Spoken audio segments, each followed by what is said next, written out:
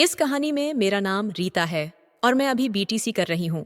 मैंने primary school में teacher के लिए परीक्षा भी दिया है। हमारे घर में कुल 4 लोग रहते हैं। मैं, मेरा भाई और मेरे मम्मी पापा रहते हैं। मेरी उम्र अभी 24 साल है। मैं अपने शरीर को भी मेंटेन करके रखती हूँ और रोज सुबह ही भी करती हूँ, जिससे कि मैं फिट रह सकूं। और मेरे भाई की उम्र 21 साल है। हम दोनों एक दोस्त की तरह रहते हैं, जिस वजह से हम दोनों आपस में एक दूसरे की बात भी शेयर करते हैं।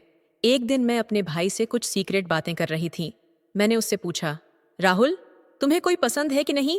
राहुल बोला, नहीं दीदी, अभी तक ऐसी कोई नहीं मिली। अगर आप जैसी मिले तब तो प्रयास करूंगा। इतने में ही वहां पर मम्मी आ गई और राहुल को किसी काम से बाहर लेकर चली गई। मेरे भाई के मुंह से आप जैसी बात सुनकर मेरे तो होश उड़ गए थे। मैं बस उसके ही बारे में सोच रही थी। यही सब सोचते सोचते कब मेरी आंख लग गई, मुझे पता भी नहीं चला। फिर जब मैं उठी तो मैंने देखा घर में कोई भी नहीं था। शायद मम्मी और राहुल अभी तक नहीं आए थे। फिर मैं बाथरूम में जाकर नहाने लगी। तभी माँ और राहुल भाई मार्केट से आ गए तो मैं उसके पास जाकर बातें करने लगी। फिर वह अपने स्कूल चला गया और मैं भी अपने कॉलेज चली गई। मैं अपने कॉलेज में जाकर अपने भाई के बारे में ही सोच रही थी, क्योंकि आज तक किसी ने मेरे को ऐसा नहीं कहा था। फिर तभी मेरी एक सहेली मेरे पास आई और बोली, अरे रीता, तुम क्या सोच रही हो?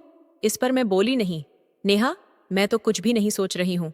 फिर मैंने उससे पूछा कि नेहा, यार कोई उपाय बताओ कि कैसे पैसा कमाया जाए, क्योंकि अब तो हमारा कॉलेज भी खत्म होने वाला है। नेहा मुझे गुस्से से देखी और बोली, अरे चल यार, हमारे लिए पैसे कमाना आम बात है। फिर हम दोनों अपने अपने घर की तरफ जाने लगे, क्योंकि हमारा क्लास नहीं चल रहा था। मेरी सहेली अपने घर की तरफ जाने लगी, इधर मैं भी जा रही थी। तभी मैंने रास्ते में अपने भाई राहुल को देखा। मुझे तो उसको देखकर मेरा होश उड़ गया। राहुल अपने साथ किसी को लेकर घूम रहा था। मुझे उस पर काफी ज्यादा गुस्सा आ रहा था, क्योंकि पापा इतना मेहनत करके पैसा लाते हैं और हमें पढ़ने के लिए देते हैं, लेकिन ये सारा पैसा बर्बाद कर रहा है। फिर मैं उसी गुस्से में घर चली आई और राहुल के आने का इंतजार करने लगी। मैं मम्मी पापा को भी यह सब बातें बताना चाहती थी, लेकिन मैंने नहीं बताया कि शायद उन्हें ठेस पहुंचेगी। फिर शाम के समय जब राहुल घर आया तो मैं उसके कमरे में गई और देखा तो वह टीवी देख रहा था। मैंने उससे पूछा, राहुल, तुम मार्केट में ऐसे क्यों घूम रहे थे? उनके साथ मत रहो, वरना तुम्हें बर्बाद कर देंगी। उसने कहा, नहीं दीदी, मैं तो घूमूं। उनके साथ घूमने में काफी मजा आता है और मेरे लिए यही समय है। अब नहीं घूमूं तो कब घूमूं? वह मुझसे गुस्से में भी बोल रहा था। मैंने उसे बहुत बार समझाया कि तुम ऐसा मत करो, लेकिन वह नहीं मान रहा था। मेरे बहुत कोशिशों के बाद वह बोला, ठीक है, उनके साथ नहीं घूमूं, लेकिन मेरी भी एक शर्त है। अगर तुम पूरा करोगी तो मैं उनके साथ रहना भी छोड़ दूंगा। मैं बोली, हाँ बताओ, क्या शर्त है तुम्हारी? तो राहुल तुरंत बोला, जैसे मेरे साथ वह घूमते हैं, अब से तुम मेरे साथ घूमो भी और मेरी जरूरतों को भी पूरा करोगे। मैंने उससे कहा, नहीं, यह नहीं हो सकता। मैं भला क्यों तुम्हारे साथ घूमने लगूं? तो इस पर राहुल बोला, तो फिर ठीक है, मुझे मत समझा। मैं जो भी कर रहा हूं तुम मुझे मत बोलो। फिर मैं बोली, चलो ठीक है, शाम को सोचकर बताती हूँ। इतना कहकर मैं उसके कमरे से अपने कमरे में चली गई और बैठकर सोचने लगी। अब मुझे पूरी तरह से समझ आ चुका था कि मेरा भाई मुझसे क्या चाहता है। मेरे भाई की कही हुई बातों को सोच सोच कर मेरी टेंशन बहुत ही ज्यादा बढ़ गई थी। मैं अब तक यह सब एक्सपेक्ट भी नहीं किया था कि मेरा भाई भी ऐसा कुछ करने की सोच सकता है। मुझे तो लगा था कि मेरा भाई बहुत शरीफ है और आगे चलकर वह घर वालों का सहारा बनेगा और घर वालों को बहुत अच्छा खासा कमाकर लाकर देगा। लेकिन वह तो अभी से गलत संगत में पड़ गया था। लेकिन यह बातें सुनने के बाद मुझे लग गया था कि मेरा भाई खुद के साथ साथ घर वालों की और मेरी भी जिंदगी खराब करने वाला है। ये सारी बातें सोच सोच कर मेरे दिल की धड़कन इतनी बढ़ चुकी थी कि अगर कोई सामने रहे तो उसे आसानी से सुनाई दे जाए। फिर मुझे कुछ दिन पहले की भी बात याद आ गई कि वह मुझे कैसे देख रहा था। मैं उसको पूरी तरह से समझ गई थी कि वह क्या करना चाहता है। मेरे सामने एक बड़ी उलझन खड़ी थी। मैं सोच रही थी कि अगर मैंने कोई फैसला नहीं लिया तो हालात बिगड़ सकते हैं। राहुल की हालत देखकर मेरा दिल बेचैन था। वह गलत संगति में पड़कर खुद को बर्बाद कर रहा था। उसकी पढ़ाई का नुकसान हो रहा था और मैं चाहकर भी कुछ नहीं कर पा रही थी। वह मेरा भाई था, इसलिए मैं उसे किसी भी गलत राह पर नहीं जाने देना चाहती थी।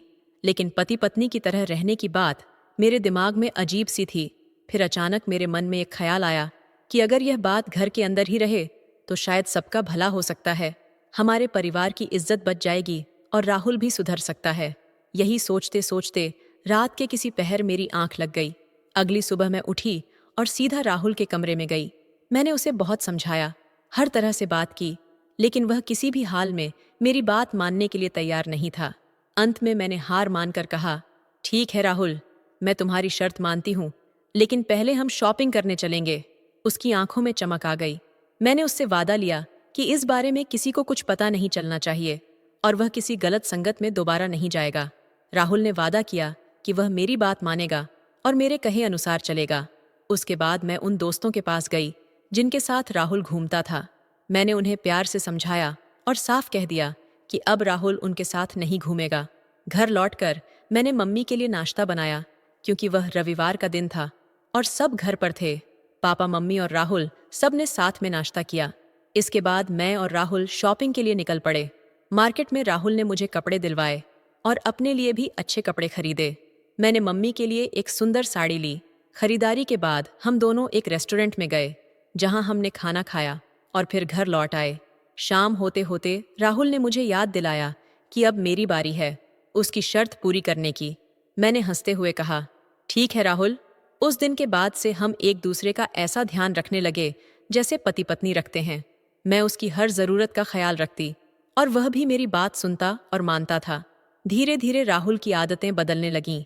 वह घर पर ज्यादा समय बिताने लगा और पढ़ाई में ध्यान लगाने लगा। अब वह न किसी के साथ घूमता था और न ही गलत संगत में पड़ता था। हमारी जिंदगी में एक नया सवेरा आ चुका था। 4 महीने के भीतर सब कुछ बदल गया था। उसी दौरान मुझे स्कूल टीचर की नौकरी का जॉइनिंग लेटर भी मिल गया। मैंने जॉब शुरू कर दी और राहुल अपनी पढ़ाई में पूरी तरह लग गया। हमारे घर का माहौल भी बहुत अच्छा हो गया था। मम्मी पापा खुश थे और राहुल भी अपनी जिंदगी में कुछ बनने की राह पर था। अगर उस दिन मैंने राहुल को समझाने का फैसला नहीं लिया होता तो शायद आज सब कुछ अलग होता। वह गलत संगति में रहकर अपनी और हमारे पूरे परिवार की जिंदगी को बर्बाद कर सकता था। अब जब मैं पीछे मुड़कर देखती हूँ तो गर्व महसूस करती हूँ कि हमने मिलकर अपने घर को संभाल लिया। राहुल एक जिम्मेदार इंसान बन गया है और हम सब खुशी खुशी एक साथ रह रहे हैं। अगर आपको यह कहानी पसंद आई हो तो चैनल को सब्सक्राइब करना ना भूलें। मिलते हैं अगली बार, तब तक के लिए अपना ख्याल रखें और प्यार देते रहें।